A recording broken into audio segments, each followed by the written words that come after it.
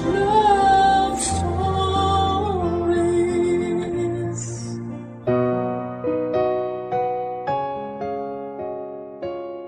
Ang pagbuo ng pamilya ang isa sa mga nakakasabik na parte ng buhay ng tao.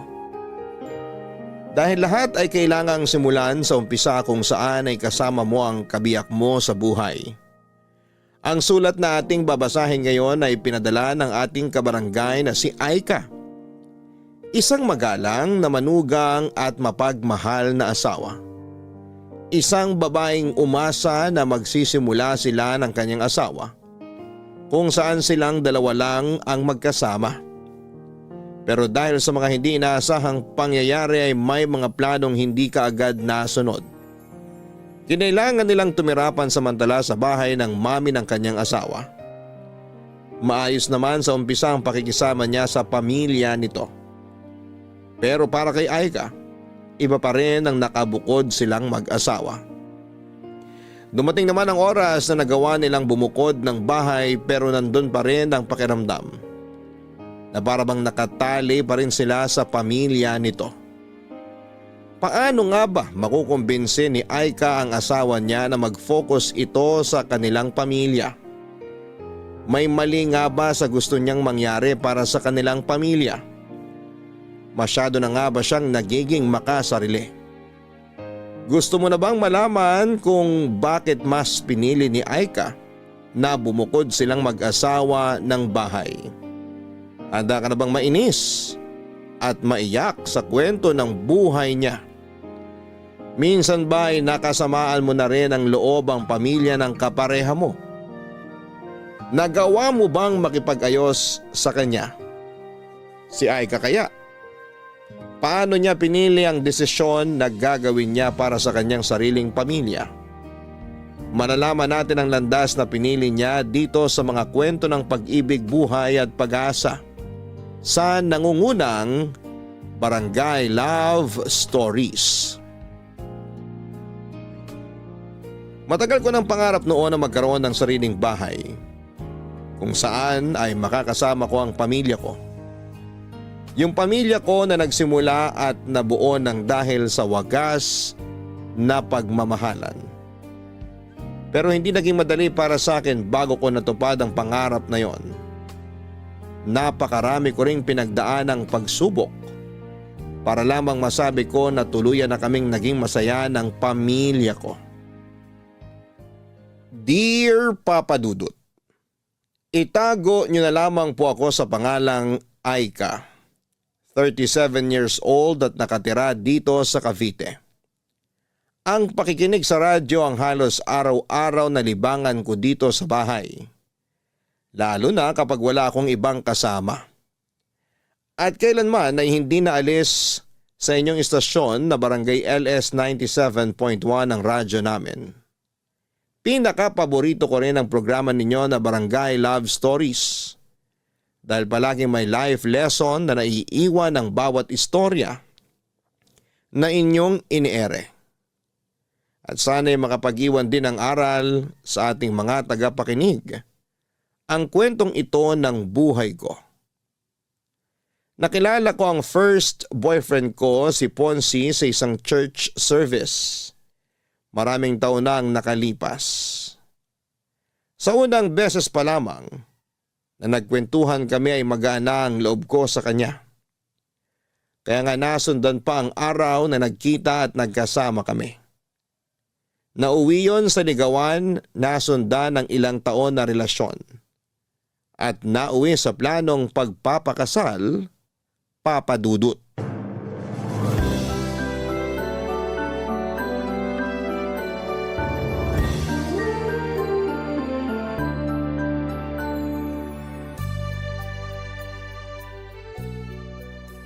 Naayos mo na bang listahan para sa invitation card na ipapaprint natin, mahal? Oo, ayos na yun. Na-double check ko na rin kagabi yung listahan. Sige, isasabi ko na sa pag-send ng email mamaya dun sa supplier na nakuha natin. Okay. Mahal, tumawag nga pala yung pinsan ko. Nagre-request siya na kung pwede raw tayo magdagdag ng vegetable dishes sa menu natin sa reception. Vegetarian kasi siya. Walang problema. May mga seafood din naman akong pinalagay sa menu para sa reception natin. Hindi rin kasi siya kumakain ng seafood. 100% vegetarian kasi siya eh. Ganon ba? May iba kasi akong kilala na vegetarian pero kumakain pa rin ng seafood. Pero ako nang bahala na magpadagdag ng vegetable dishes sa menu natin. Thank you, mahal ko. Wala yon. Iilan lang naman ang bisita sa kasal natin. Kaya gusto ko na ma-enjoy nilang espesyal na araw sa buhay natin. Ay, thank you talaga kasi palagi mong pinagbibigyan ng lahat ng request ko. Nag-give and take lang naman tayo kasi pati ikaw, pinagbibigyan mo rin naman ng mga request ko. Kagaya nung kunin nating ring bearer at flower girl yung dalawang pamangkin ko. Tapos pumayag ka rin na isama natin sa bridesmaids yung dalawang pinsan ko. Kilala ko naman sila, kaya ayos lang din sa akin. Oh, magmerienda muna kayo. Nagluto ako ng ginataang bilo-bilo para sa inyo. Ilalagay ko na tong tray ng pagkain dito sa lamesa at kumuha na lang kayo, ha? Ayan, sakto. Kasi nagugutom na rin ako sa ginagawa naming pag-aayos dito para sa kasal, Mami. Kaya nga naisipan ko na magluto ng paborito mong merienda. Thank you po, tita. Anong tita? Sabi ko naman sa'yo na mami na rin ang itawag mo sa akin. Sige po. Mami. Kukuha na po ako nitong mangkok ng ginataang bilo-bilo at nagugutom na talaga ako. Sige lang, Ponsi. May mga kailangan pa ba kayong asikasuhin o idagdag para sa kasal nyo? Halos kumpleto na rin po lahat. Hindi rin naman po kasi sobrang daming iimbitahan namin sa kasal kaya kaunti lang din ang dapat na asikasuhin. Maganda nga yung ganyan na pamilya at ilang kamag-anak at kaibigan lang ang invited. Para hindi na rin kayo masyadong mapagod sa pag-aasikaso ng lahat. Ay, ano palang balak nyo pagkatapos ng araw ng kasal nyo? Ang ibig kong sabihin, saan nyo balak na magstay habang hindi pa pwedeng tirhan ng bahay nyo? Napag-usapan na po namin ni Ponsi ang tungkol dyan. Uupa po muna kami ng apartment para sa aming dalawa. Tama po si Aika, Mami. May nakita na rin po ako na apartment na malapit lang din sa opisina ko. Mangungupahan pa kayo? Opo, pero yung mura at maliit na apartment lang po ang balak naming upahan pansamantala. Para rin po makatipid kami kahit paano sa gastos. Kung nagtitipid pala kayo, bakit hindi na lang muna kayo dito tumira sa bahay natin? Mas makakatipid kayo kaysa umupa pa kayo ng apartment. Tapos kapag naayos na yung bahay na pinapagawa nyo, saka kayo lumipat doon. Pwede naman po pero ang napag-usapan po kasi namin ni Ponsi, uupa na lang muna kami ng apartment para hindi kami sumiksik dito sa inyo. Ay malaki tong bahay namin kaya wala kang dapat alalahanin. Wala rin namang ibang gagamit ng kwarto ni Ponsi kapag umalis siya, kaya dumito na lang muna kayo. Kesa magbayad kayo ng pang-upa sa apartment, idagdag nyo na lang yung pambayad dun sa pinapaayos nyong bahay. Alam mo, mahal, tama si Mami. Dito na lang muna tayo sa bahay namin pagkatapos ng kasal natin. Magre-resign ka na rin naman sa trabaho mo, di ba? Oo. Sakto. Hindi ka mabobore dito sa bahay kasi makakasama mo si Mami at ang mga kapatid ko kapag nasa trabaho na ako. Ano, ayos lang ba sa'yo? Sige, ayos lang. Walang problema sa akin, mahal. Papadudot ilang buwan ding nanligaw noon sa akin si Ponsi. Siya pa nga nagsabi na gusto niyang makilala ang mga magulang ko na noon ay nakatira sa Bulacan. Taga Bulacan kasi talaga ako at sa Cavite lang ako na-assign na magtrabaho. Kaya doon na rin ako halos tumira. Nang dalhin ko siya noon sa Bulacan at pinakilala sa mga magulang ko bilang manliligaw ko, kagad siyang nagustuhan ng mga ito. Natuwa sila kasi pala kwento daw si Ponsi at napaka-komportable nilang kausap ito. Pagkalipas ng isang linggo pagkatapos ko siyang ipakilala sa mga magulang ko ay sinagot ko na rin si Ponsi, papadudot. Ang pakikipagrelasyon kay Ponsi ang desisyon na kahit kailan ay hindi ko pinagsisihan. Wala kasi siyang ibang pinaramdam sa akin kung hindi puro pagmamahal lang. Ang dami niya na ring naging plano noon para sa future namin. Sa first anniversary nga namin, nagulat ako sa naging regalo niya sa akin.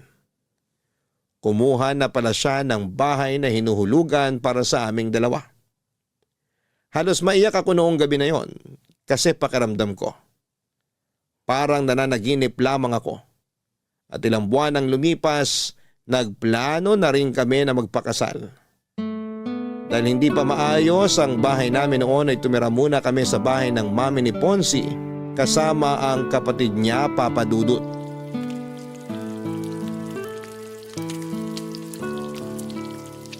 Ayan, malapit nang maluto tong piniprito kong itlog. Ang bango naman ng niluluto ng asawa ko. Anong mabango rito? Pritong itlog lang to. Hindi pala yan yung mabangong naaamoy ko. Ikaw pala yun, kaya pala lalo ako nagugutom. Paamoy nga ulit ako sa asawa ko. Mahal, tigilan mo nga yung pag-amoy na ginagawa mo sa leeg ko. Baka umuwi na si Mami at makita niya tayo. Ano naman kung makita tayo ni Mami? Mag-asawa naman tayo eh. Mahal, nakakahiya pa rin. Tsaka amoy pawis na ako kasi ang dami kong niluto para sa almusal natin. Ang aga mo ngang nagising, mahal.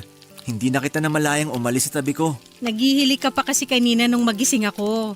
Tapos ayan, nakapagluto na ako ng tosino, sinangag at itong mga sunny side up egg. Teka, ilalagay ko lang tong luto ng itlog sa plato. Napakasipag naman talaga ng mahal ko. Pero nahirapan ka bang makatulog dahil sa paghilik ko? Hindi ka naman malakas humilik, mahal. Huwag ka mag-alala. Akala ko napupuyat kita dahil sa lakas ng hilik ko eh. May oras na nagigising ako sa madaling araw pero nakakatulog din naman ako kagad. Kapag gano'n na nagigising ka ng dahil sa hilik ko, tapikin mo lang ako kahit sa braso. Kahit ilang tapik pa hanggang sa maalimpungatan ako tumigil sa paghilik. Basta wag mo lang akong sasampalin ng malakas ha. Grabe ka naman!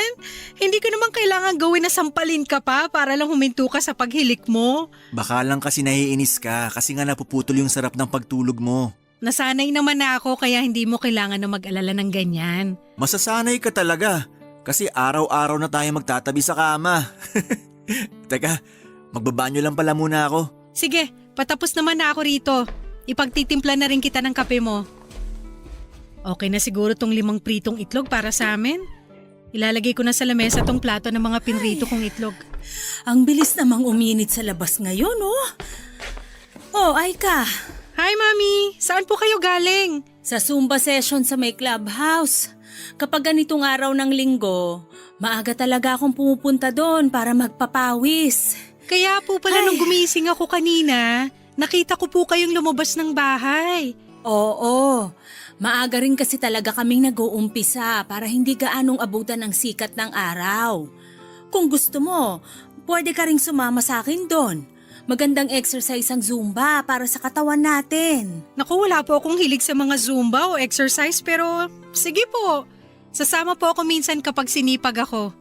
Sakto rin po ang uwi niyo kasi katatapos ko lang po magluto ng almusal natin. Naku, hindi pala kita nasabihan tungkol sa almusal ng mga anak ko. Bakit po? May mali po ba sa niluto ko? Ay, yung dalawang nakababatang kapatid kasi ni Ponzi, magkaiba sila ng gustong luto sa itlog. Yung isa, gusto niya na puro egg white lang. Yung bunso ko naman, gusto niya na yung egg yolk lang ang para sa kanya.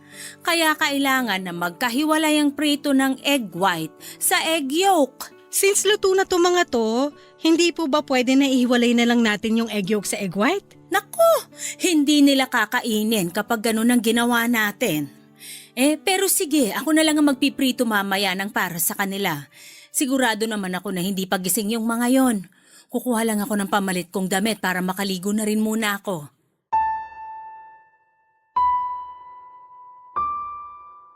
Papadudot pangalawa sa 4 na magkakapatid ang asawa ko. Ang ate niya ay wala na sa bahay dahil may sarili ng pamilya na nakatira sa ibang bansa. Ang 2 mas nakababata niyang kapatid ay nag-aaral pa noon sa kolehiyo. May kayang pamilya ni na Ponzi dahil maraming negosyo ang mami niya. Malaki rin ang bahay nila kaya may sarili kaming kwarto ng asawa ko. Pero sa totoo lang, ayoko sa ideya na doon muna kami mag-stay sa kanila pagkatapos ng kasal namin. Ang gusto ko kasi talaga ay magkaroon kami ng solong bahay ni Ponzi. Kaya nga naiyak ako sa tuwa noong malaman ko na kumuha na si Ponzi ng bahay para sa aming 2. Isang foreclosed na bahay ang nakuha ni Ponzi, pero marami ang kailangang ayusin doon. Kaya medyo natagalan talaga ang pag-aayos niya doon. Kaya naman wala akong naging choice kung hindi ang pumayag na doon muna tumira pansamantala sa bahay ng mami niya pagkatapos ng kasal namin. Magkasundo naman kami ng mami ni Ponzi, Papa Dudut. Hindi lang talaga ako sanay na maraming kasama sa bahay. Siguro kasi solong anak ako ng mga magulang ko. At nang lumipat ako sa Cavite para magtrabaho ay solo ko rin ang apartment na tinitirhan ko noon. Pero nang tumira ako sa bahay ni na Ponzi, sobrang nanibago ako, Papa Dudut. Ang dami kasi namin sa bahay at hindi rin ako sanay na may ibang tao na inaasikaso. Tapos ay pumayag pa ako na mag-resign sa trabaho kaya palagi lang talaga akong nasa bahay. Advice din kasi ng OB ko na tutukan ang pag-aalaga sa katawan ko para mabigyan ko na kagad ng anak ang asawa ko. Ang sabi naman ni Ponce, pansamantala lamang yon. Sa oras na maging tuluyan ng maayos na ang sariling bahay namin, lilipat na kami kaagad doon. Kaya naman wala akong nagawa kung hindi ang sumang-ayon na lamang sa kanya. Iniisip ko na lamang na maswerte ako kasi mabait ang biyenan ko. Hindi siya yung kagaya ng mga napapanood ko sa teleserye kung saan ay nagiging kontrabida ang mga biyenan. At ginagawa ko na lang ang lahat ng makakaya ko para pakisamahan lahat ng mga tao sa bahay ni na Ponzi, Papa Dudut.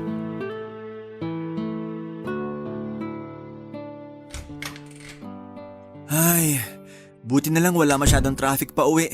Mabuti naman at nakauwi ka na, mahal. Akala ko nga maiipit pa ako sa traffic kasi Friday ngayon. Oo nga, tapos araw din ng sweldo kaya ina-expect ko rin na mas late ka pang makakauwi. Gusto ko na nga matapos ang meeting namin kanina kasi inaantok na rin talaga ako. Nagugutom ka ba? Hindi, Sigurado ka? Pwede ko namang iinit yung dinner namin na tinola kanina. busog pa ako. Kasi umorder din ng pizza yung manager namin kanina. Kaya may pagkain kami habang nagmi-meeting. Yun talagang dahilan kung bakit inantok ako. Kasi nabusog ako dun sa pizza. Ay, makahiga nga muna dito sa kama natin. Sandali lang, ikukuha muna kita ng pambahay. Mamaya na.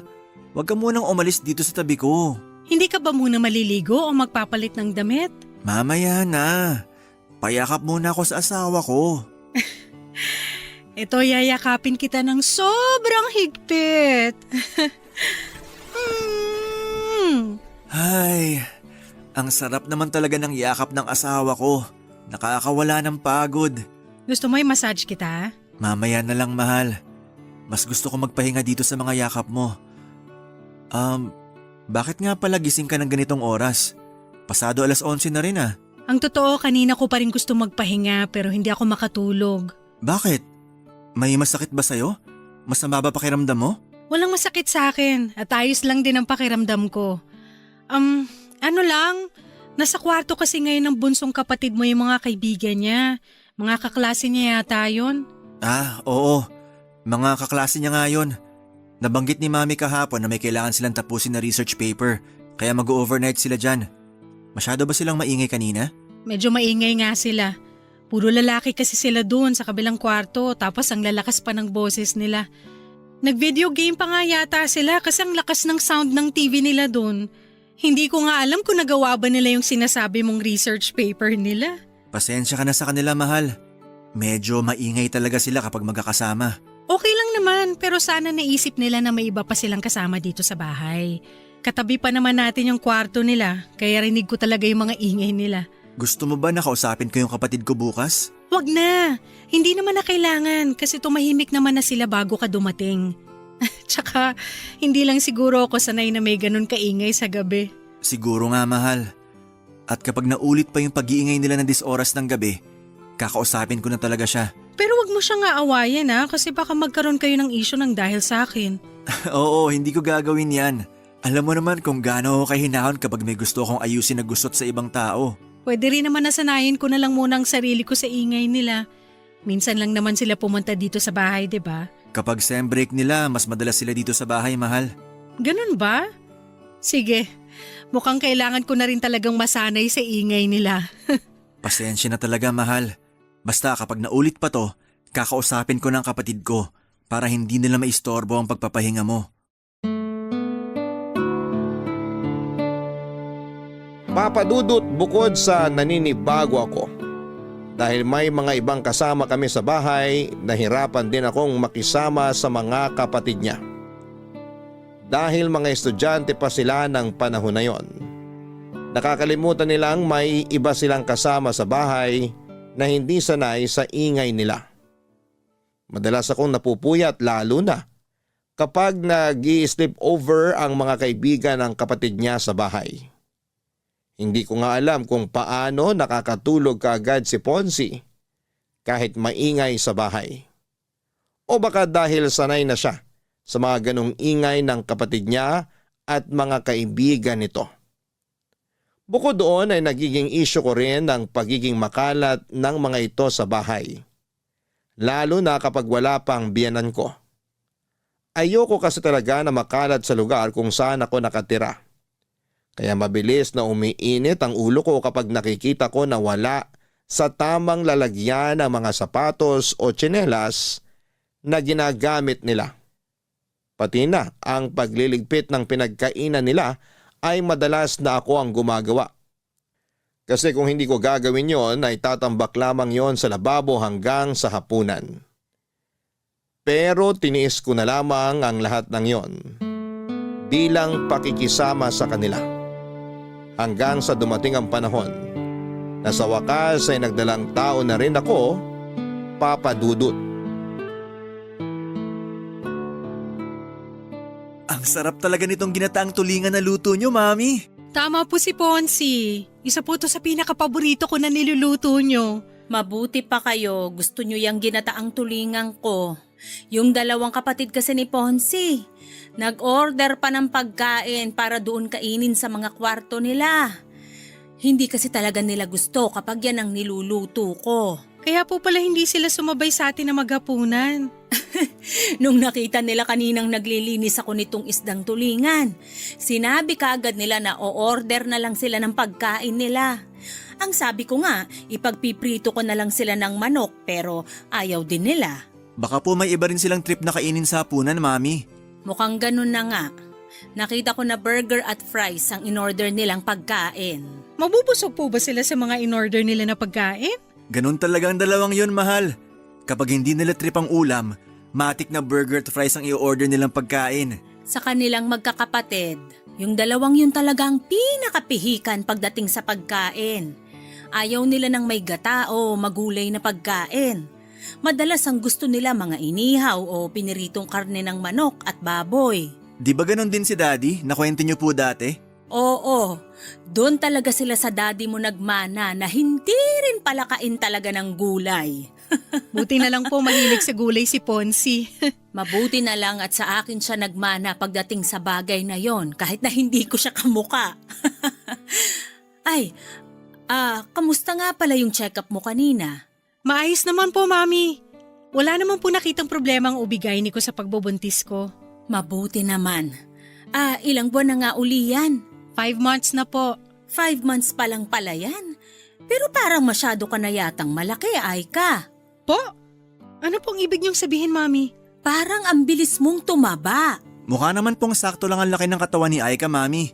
Normal din naman daw po ang weight niya, sabi ng doktora niya kanina. Nako, minsan hindi yun basta nakikita sa timbang. Magugulat na lang kayo sa next follow-up check-up niya. Kailangan ng bantayan ng mga pagkain ni Aika. Nung magbuntis kasi ako, hindi talaga ako lumobo ng sobra. Halos tiyan ko na nga lang ang lumaki sa akin nun. Nakita ko nga po yung ibang picture niyo nung pinagbubuntis niyo yung bunsong kapatid ni Ponzi. Grabe, ang payat niyo pong magbuntis talaga. Hindi kayo sobrang tumaba o kahit na manas man lang? Sexy talaga magbuntis si Mami.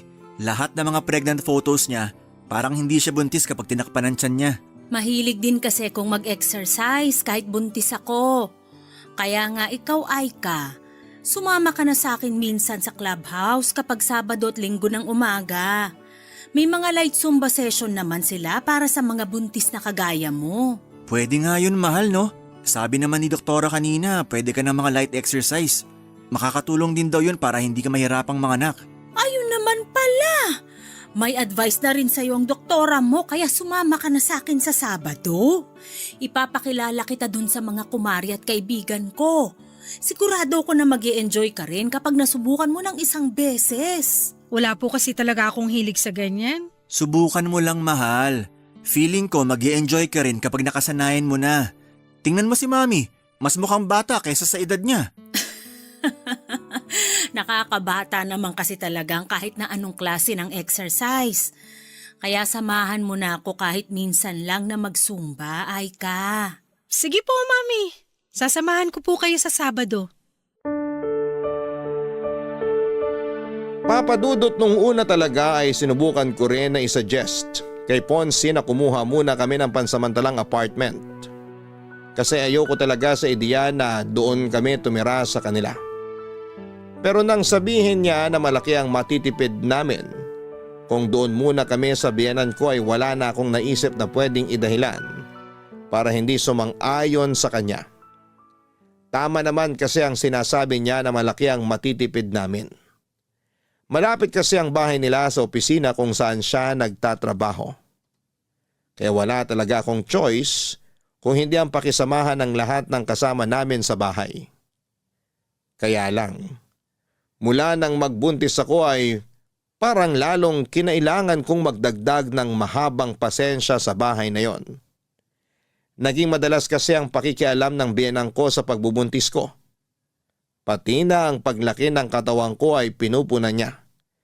Kahit pa ilang beses na naming sinabi na normal naman ang timbang ko. Samantalang ang mga magulang ko ay bihirang magbigay ng kahit na anong paalala na alam nilang pwedeng makaapekto sa damdamin ko. Bilang isang buntis, nagiging emosyonal talaga ang isang babae. Mabilis kaming mainis, masaktan o maiyak. Kaya naman ilang beses kong pinigilan na magpakita ng kahit na anong inis sa tuwing kaharap ko ang biyenang ko na may sinasabing hindi masyadong maganda, papadudot. Papadudot ang mami halos ni Ponce ang kasama ko sa ilang buwan ng pagbubuntis ko. Malayo kasi ang mga magulang ko kaya minsan lang silang makadalaw sa Cavite. Pero madalas naman silang tumatawag para kumustahin ako. Laking pasasalamat ko na lamang din at nagsilang ako ng napakalusog na baby. Nang makauwi kami sa bahay ni na Ponce, naging maasikaso naman kahit papaano sa akin ang mami niya. Ayun nga lang, napipilitan akong sumama kay mami ng ilang beses sa pagsusumba niya sa clubhouse. Kahit na hindi ko to nai-enjoy talaga. Kasama rin namin si baby na noon ay pinapasyal at pinapaarawan naming saglit. Hindi man ako kasing payat ni mami, hindi naman ako sobrang taba pagkatapos kong manganak noon.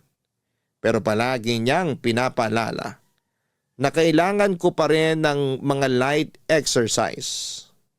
Tapos may mga oras pa na naiistorbo ng ingay ng mga kapatid niya ang pagpapahinga ko dahil sa ingay kasama ng mga kaibigan nito. Mabuti na lang, mas malalim ang tulog ng baby ko kaya hindi ito kaagad nagigising. Ang lahat ng pagod na nararamdaman ko noon, kaagad na nawawala kapag hawak ko na ang baby ko.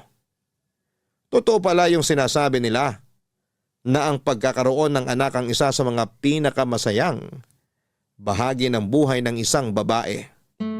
At ilang buwan pa ang lumipas noon. Sa wakas ay nakalipat na kami ni Ponce sa sarili naming bahay, papadudot. Sa wakas, naiayos ko na rin tong sofa dito sa sala. Wala na kaming malaking gamit na naiwan sa labas ng bahay. Pwede na akong maupo at makapagpahinga muna dito. Ay, sumakit ang likod ko kakabuhat ng malalaking gamit namin ah. Mahal, ito na ang kape at banana bread. Magmerienda ka muna. Ilalagay ko na sa lamesa tong merienda natin ha, kumuha ka na lang. Sakto, mahal. Nagugutom na rin talaga ako. Ang ganda ng pagkakaayos mo ng mga gamit dito sa sala, mahal. Mabuti at nagustuhan mo ang pagkakaayos ko dito.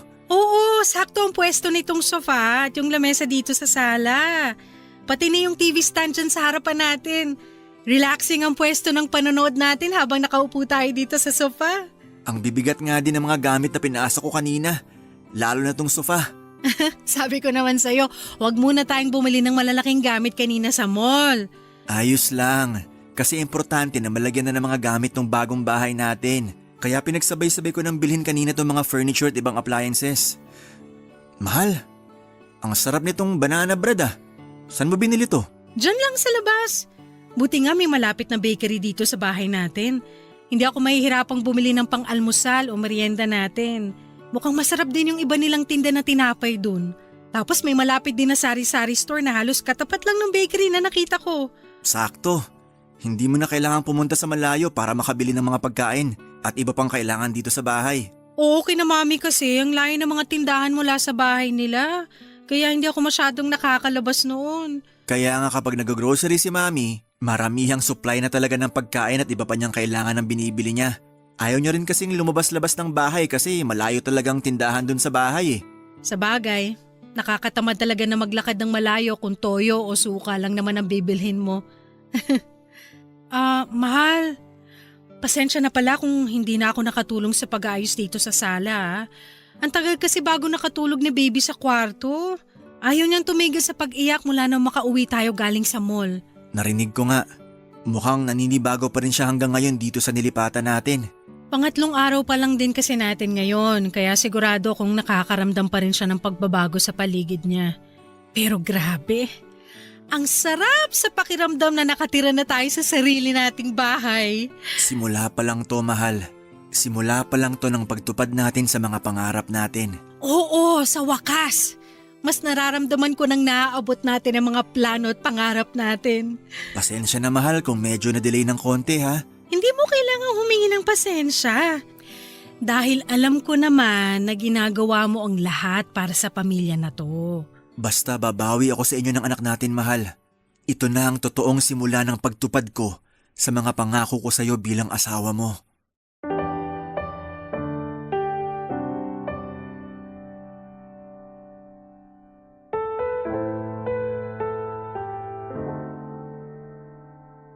Papadudot, pakiramdam ko noon ay natupad na ang isa sa matagal ko ng pangarap. Yung makalipat kami ng asawa ko sa sarili naming bahay kasama ang anak namin. Sobrang saya ko talaga at naging maasikaso ako sa mag-ama ko. Bungalow type of house nga pala ang nilipatan namin ni Ponzi. May 2 kwarto, maluwag na sala at kusina.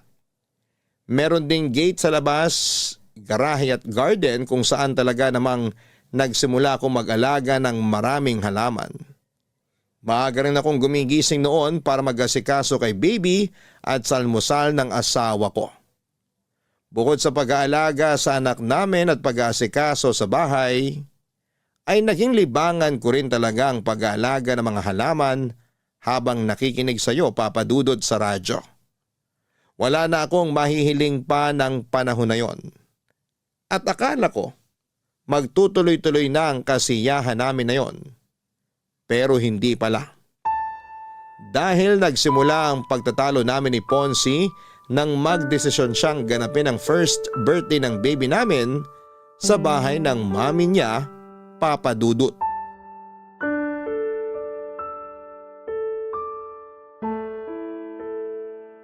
Ang dami namang hugasin dito sa lababo. Makapaghugas nga muna. Mahal? Anong ginagawa mo dito sa kusina? Hindi mo ba nakikita? Maghuhugas ako oh. Oo nga, nakikita ko. Ang ibig kong sabihin, bakit ikaw ang gumagawa niyan? Nakita ko kasi natambak yung mga hugasin dito sa lababo kaya inasikaso ko na. Tsaka hindi naman ako hahanapin sa sala kasi nandun si baby kasama ang mami mo at ang mama ko. Ay, ang dami naman mga baso rito. Dapat pala disposable na lang ang ginamit natin. Tulungan na nga kita sa pagliligpit mo, mahal. Wag na, kaya ko na to. Sige, ako na lang magpupunas ng mga mababanlawan mo ng baso at plato mamaya. Paubos na rin pala tong dishwashing liquid. Ay!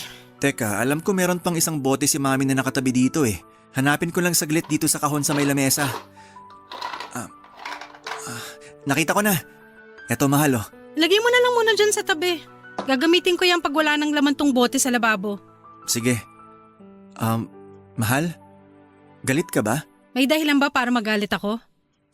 Hindi ko alam. Parang wala naman. Wala naman pala. So bakit mo natanong kung galit ako? Mahal, ano ba talagang problema? Sabihin mo na sa akin. Wala akong problema. Ano ngang kinakagalit mo? Okay, sige. Hindi ako galit, mahal. Medyo naiinis lang ako. Naiinis ka saan? Hindi mo ba talaga alam kung saan ako naiinis? Dahil ba to sa birthday party ni baby na dito natin ginawa sa bahay ni Mami? Hindi na ako magsisinungaling. Oo ang sagot ko sa tanong mo na yan. Akala ko ba okay lang sa'yo? Paanong hindi magiging okay sa akin? Nakapagdesisyon ka na. Pasensya na, mahal. Akala ko kasi ayos lang talaga sa'yo. Mahal, alam mo kung gaano ako ka-excited na makalipat na tayo sa wakas sa sarili nating bahay. At akala ko ganun ka rin, na masaya ka rin kasi may sarili na tayong bahay. Masaya naman ako. Sino bang may sabing hindi? Kung talagang masaya ka, bakit kailangan mo pang pumayag na dito mag-celebrate ng first birthday si baby? Mahal, first birthday to ng anak natin. Alam mo ba kung gaano kahalaga yun? Sina mama at papa nga kanina pa nagtatanong kung bakit hindi raw tayo nag-celebrate sa bahay natin. Akala nila, kaya tayo lumipat tong nakaraang buwan para saktong dun tayo mag-celebrate sa bahay natin. Pero hindi. Hindi natin ginamit yung pagkakataon na gawing mas espesyal sana ang birthday ni baby. Mahal, huwag ka nang umiyak. Naiinis lang ako kasi sobrang excited ko na gumawa na tayo ng maraming memory sa sariling bahay natin. Tapos parang magkaiba naman pala tayo ng mga plano sa buhay. Parang hindi ka naman talaga masayang tuparin lahat ng pangako mo sa akin. Mahal, hindi totoo yan. Sorry na. Matagal na rin kasing naplano ni Mami tong birthday party ni baby. Pero ito, promise ko sa'yo, sa mga susunod na birthday party niya, doon na natin palagi gagawin sa bahay natin. Hindi na tayo magsa-celebrate sa ibang lugar.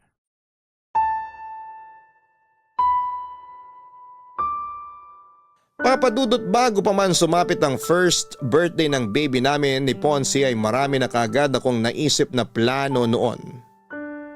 Gusto ko na gawing espesyal ang first birthday party ng baby namin. At syempre gusto ko na gawin yon sa bahay namin. Pero 2 linggo bago ang araw na yon, nag-dinner kami sa bahay ng biyenan ko. Nagulat ako nang alokin ni Mami si Ponzi na doon sa bahay niya ganapin ang first birthday party ni baby. Pero mas nagulat ako nang pumayag kaagad si Ponzi sa sinabing yon ng mami niya. Dahil ayoko na magkaroon kami ng isyo ng biyenan ko, sumang-ayon na lang din ako sa sinabi niya kahit sobrang labag sa loob ko. First birthday kasi yon ng baby namin at naniniwala ako na dapat doon yon ganapin sa sariling bahay namin. Nang dumating nga noon ang mga magulang ko sa first birthday party ni baby, pasimple silang nagtanong kung bakit hindi sa bahay namin ginanap ang party na yon.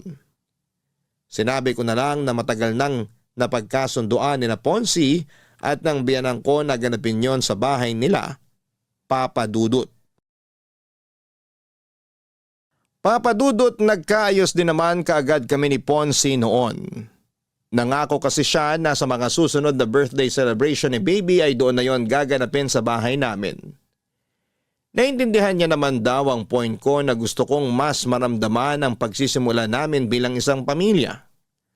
At hindi namin magagawa yon kung halos araw-araw kong dumalaw sina Mami sa bahay namin. Mabuti na lamang at nabawasan na ang oras ng pagbisita niya nang minsang magkasakit ang bunsong kapatid ni Ponzi na kinailangan itong asikasuhin. Napapansin ko na rin noon na may mali sa asawa ko. Siguro maliit na issue lamang yon pero napapadalas na ang pagtatalo naming dalawa. Ayoko pang aminin noon pero napapansin ko nang may pagkamamas boy si Ponzi. Hirap na hirap siyang tanggihan ang mga request ng mami niya. Hindi naman sa nilalayo ko siya sa pamilya niya. Pero meron na kasi kaming sariling pamilya. Pamilya na dapat ay mas tutukan niya, Papa Dudut. Mukhang Mukhang mas okay na tong pagkakaayos ko sa Christmas tree namin. Mas naging makulay na siya dahil sa mga dinagdag ko na decoration. Sa wakas natapos din ako maglinis ng kotse sa garahe. Mahal, tignan mo tong Christmas tree natin. May napansin ka ba?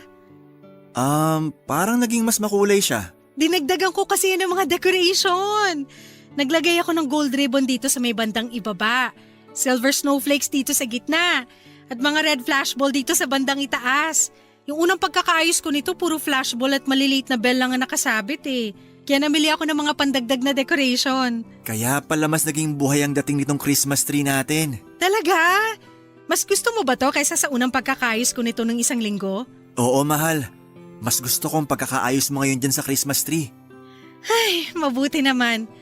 Parang pang-apat na beses ko na yatang inaayos ang mga decoration nito. Napansin ko nga yan.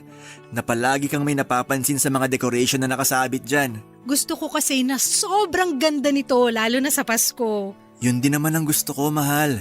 Kaya nga sobrang thank you sa effort na ginagawa mo para mas mapaganda pa ang Christmas tree natin. Wala yun. Siyempre excited lang talaga ako na mag-celebrate ng first Christmas kasama si baby.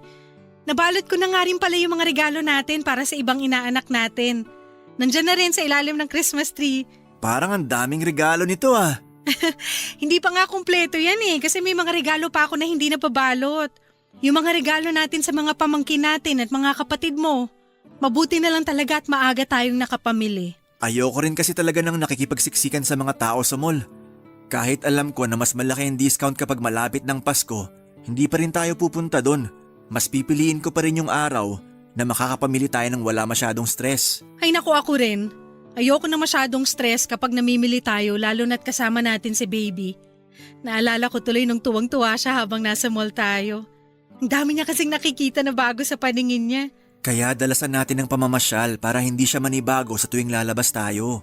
Mabuti naman at naisip mo yan. Dahil plano ko na rin sabihin sa'yo yan. O nga pala, bukod sa buttered shrimp, smoked salmon pasta at graham de leche, ano bang request mo na iluto ko para sa Noche Buena natin? Okay na yun, mahal. Ang dami na nga nung mga binanggit mo eh. 3 klaseng pagkain lang yung sinabi ko. Oo, alam ko. Pero hindi mo na kailangan damihan ng iluluto mo. Sigurado kasi ako na marami ring iluluto si Mami para sa Noche Buena. Baka hindi na natin matikman lahat kung dadamihan natin ng dalang pagkain sa bahay niya. Teka, tama ba ang pagkakaintindi ko sa sinabi mo, mahal? Doon tayo magno-Noche Buena sa bahay ni Mami? Oo, mahal. Hindi ko na kasi natanggihan si Mami nang mag-request siya sa akin. Alam ko na dapat first Christmas natin to ngayon dito sa bahay natin. Pero pagbigyan na natin si Mami kasi dito naman natin sa bahay sasalubungin ng bagong taon.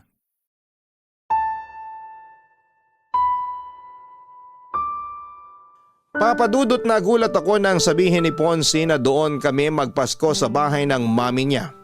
First Christmas celebration dapat namin yon sa sarili naming bahay. Pero mas pinili niya na gawin yon sa bahay ulit ng mami niya. Ang nakakainis pa doon, yung paggawa niya ng desisyon na hindi man lang tinatanong kung ayos lang ba sa akin. O siguro'y alam niya rin na hindi ako tatanggi pa. Kaya hindi niya na ako tinatanong pa. Sobrang nahirapan talaga akong itago ang inis na nararamdaman ko noon. Gustong gusto kong awayin ang asawa ko. Pero dahil ayoko na dumating ang araw ng Pasko na hindi kami magkasundo ay pinakalma ko na lamang ang sarili ko. Kahit paano ay kumalma naman ako nang mangako siya sa akin na dito kami sa sarili naming bahay magse-celebrate ng bagong taon. Tinupad naman ni Ponce ang pangako niya na yon sa akin pero ang hindi ko inaasahan noon. Kasama naming sasalubungin ng bagong taon ang mami at mga kapatid niya sa bahay namin, Papadudot. Salamat sa pag-aasikaso niyo sa amin ng mga kapatid ni Ponce, Aika. Walang anuman po, Mami. Sana po nag-enjoy kayo sa pagse-celebrate natin ng bagong taon dito sa bahay namin. Siyempre naman, ang sasarap ng mga hinanda mong pagkain. Sabi ko naman po sa inyo, mas masarap na magluto ngayon ng asawa ko eh. Napansin ko rin yan sa dami ng mga nakain ko kagabi. Masarap din po yung mga dala niyong pagkain. Ang dami pa nga pong natira dito sa amin. Ayaw niyo po ba talagang dagdagan yung pagkain na iuuwi niyo sa bahay niyo? Oo nga po, Mami. Ang dami pa pong pagkain na natira dito sa amin. Ayos na yung mga binalot ko kanina at nilagay sa kotse. Alam nyo namang napakaselan ng dalawang kapatid mo. Kapag alam nilang nakailang init na yung pagkain, nawawala na sila ng gana. Grabe, ang seselan nga po talaga ng mga yan sa pagkain. Kaya nga hindi rin talaga masyadong madami ang niluluto ko para hindi masira at masayang sa bahay namin. Aika, sigurado ka ba na ikaw nang bahala sa lahat ng kalat at ligpitin na naiwan namin sa bahay nyo? Opo, Mami. Kayang-kaya na po namin ni Ponce yun. Pasensya na at medyo naging makalat yung dalawang anak ko ha. Ayos lang po. Tuwang-tuwa naman si Baby sa kanilang dalawa kagabi. Oo nga po. Hanggang ngayon ang himbing ng tulog ni Baby sa kwarto namin. Namiss lang din ng mga kapatid mo yung anak mo. Kaya dalas-dalasan nyo sana ni Aika ang pagdalaw sa bahay. Sige po, Mami. Basta maluwag ang schedule ko, dadalaw po kami sa inyo. Mabuti naman kung ganon. O sige, pupunta na ako sa sasakyan namin at baka naiinip ng mga kapatid mo doon. Salamat uli Aika ha. Happy New Year sa inyo. Happy New Year din po, Mami. Mag-iingat po kayo. Bye-bye. Ako na magsasara nitong gate. Sige, mauna na akong pumasok sa loob ng bahay. Unahin ko munang linisin itong mga nagkalat na unan at kumot dito sa sala. Mahal, ako na lang magliligpit ng mga pinagkainan natin sa lababo. Ikaw ang bahala. O gusto mo, unahin ko munang ayusin ang mga kalat sa garden. Ang sabi ko, ikaw na ang bahala, di ba? Hindi mo naman kailangan magtaas ng boses, mahal. Tanong ka pa kasi ng tanong. Pwede naman gawin na lang kung anong gusto mong unahin. Kasi yun naman lagi ang ginagawa mo, di ba? Wala ka naman talagang pakialam sa opinion ko o kahit ano pang sabihin ko. Mahal, alam mong hindi totoo yan. Mag-asawa tayo, kaya… Kaya bigla ka na lang gumagawa ng desisyon. At hindi mo man lang tinatanong kung okay lang ba talaga sa akin. Tungkol ba to sa pagse-celebrate natin ng bagong taon kasama sina Mami? Oo! Ay ka, tinanong naman kita tungkol doon at ang sabi mo, ayos lang nakasama natin sila na salubungin ng bagong taon. Ponce, tinanong mo yan sa akin nung nandyan na sa labas sina Mami. Alangan namang humindi ako at palisin ko sila, di ba? Alam mo, akala ko talaga naiintindihan mo na ako pero hindi pala! Sorry. Akala ko talaga walang issue sa'yo na kasama natin ang pamilya ko. Wala naman talagang issue sa akin na makasama natin sila. Ang issue dito, hindi mo pinapaalam sa akin na maayos yung mga desisyon na ginagawa mo. Akala ko ba dalawa tayo sa relasyon na to? Pamilya tayo, di ba? Bakit hindi ko maramdaman yon? At bakit ayaw mo hayaan na makapagsimula tayo ng tayo lang ng anak natin? Ponce, hindi naman sa pinagdadamot kita sa pamilya mo. Pero sana naman, hayaan mo na makapagsimula tayo ng tayong tatlo lang ng anak natin. Yung tayong tatlo lang dito sa sarili nating bahay. At hindi natin magawa yon kung palagi tayo nakadikit sa mami mo. Yun lang naman ang hinihiling ko. At sana maintindihan mo kung bakit hinihiling ko to sa'yo. Papadudot bago dumating ang mami at mga kapatid ni Ponce ay nakapagluto na ako ng handa para sa amin. Simple lang ang mga niluto ko kasi tatlo lang naman kami noon sa bahay. Yun pala ay mali ang inaasahan ko na mangyayari sa pagsalubong namin ng bagong taon. Nagulat na lamang ako ng bandang 8:00 ng gabi noon ay dumating ang biyenan at mga bayaw ko. Ang dami nilang dalang pagkain at doon pa lang, alam ko na kaagad ang plano nilang gawin. Nang makita ni Ponce ang pagtataka sa mukha ko'y ngumiti lang siya at sinabi niya sa akin na tumawag raw sina Mami para sabihin na on the way na ang mga ito papunta sa bahay namin. Kumbaga hindi na rin siya nakatanggi sa mga ito. Wala naman akong pinakitang hindi maganda sa Mami at mga kapatid ni Ponce ng gabi na yon. Kagaya ng dati pinilit ko na lang na pakalmahin ang sarili ko at pakisamahan sila. Pinilit kong gawing natural ang ngiti sa mga labi ko at ang tono ng boses ko sa tuwing kausap ko sila. At bago tuluyang sumikat ang araw kinabukasan ay nagpaalam na rin silang uuwi na sa bahay nila. Hanggang sa mga oras na yon, pinapakalma ko pa rin ang sarili ko. kasi ayoko magkaroon kami ng issue ng manugang at mga bayaw ko. Mukha namang nag-enjoy sila noon sa bahay at hindi nila naramdaman na may inis na akong pinipigilan noon. Hindi naman sa nagiging unfair ako kasi parang nilalayo ko na si Ponzi sa pamilya niya. Pero gusto ko lang talaga papadudot na maintindihan ni Ponzi kung paano kami dapat na magsimula. Na hindi kami pwedeng laging nakadikit sa pamilya niya. Na dapat sinasali niya ako sa paggawa ng mga desisyon na makakaapekto sa akin at sa anak namin. Masasabi ko na yon ang pinakamalalang naging pagtatalo namin noon. Kasi pakiramdam ko, hindi niya pa rin ako sinasama sa bawat desisyon na ginagawa niya. Pagkatapos ng araw na yon ay sinuyo ako ni Ponce at humingi siya ng sorry sa akin, Papa Dudut.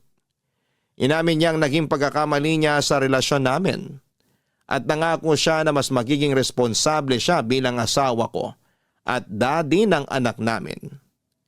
Masasabi ko naman na tinupad niya yon dahil pagkatapos ng araw na yon ay nagagawa na niyang tanggihan ang mga request ng mami niya na pumunta kami sa kanila. O kapag gusto nitong pumunta sa bahay namin, gumagawa ng dahilan ng asawa ko para hindi yon matuloy. Hindi naman namin sila iniiwasan sa lahat ng oras. May mga araw rin na pinagbibigyan namin sila. Pinaparamdam lang namin na mas gusto naming simulan ang pamilya namin nang hindi kami umaasa sa ibang tao. Salamat po, Papa Dudut, kung sakali man na mabasa ninyo ang sulat kong ito. Sana'y nakapag-iwan ng aral ang kwento namin ng asawa ko. Hindi masama ang matutunan nating bumukod para makapagsimula ng isang bagong buhay at pamilya. Hanggang dito na lamang po ang kwento ko. And more power sa inyong programang Barangay Love Stories. Ang inyong forever kapuso at kabarangay, Aika. Maraming salamat, Aika, sa tiwala at oras na ibinigay mo para makapagbahagi ng iyong kwento dito sa aming programang Barangay Love Stories. Totoong hindi naging madali ang mga pinagdaanan mo, lalo na sa pagsisimula ng iyong pamilya. Pero humahanga ako sa naging katatagan na ipinakita mo para maabot ang iyong mga pangarap. Tandaan mo na hanggat alam mong wala kang sinasaktan o tinatapakan na ibang tao kailanman, ay hindi mali ang desisyon na pinipili mo, lalo na kung ito ay para sa kasiyahan ng iyong pamilya. Hanggang sa muli, ako po ang inyong si Papa Dudut sa mga kwento ng pag-ibig, buhay at pag-asa sa Barangay Love Stories number 1. Barangay Love Stories. Barangay Love Stories. Anong say mo sa Barangay Love Stories na ito? Pagkwentuhan natin sa comment section yan. Sabay-sabay nating pakinggan ang iyong kwento ng pag-ibig, buhay at pag-asa. Ipadala lang sa barangaylovestories@yahoo.com. Nagustuhan ng iyong napakinggan? Ituloy yan via live stream sa www.gmanetwork.com/radio.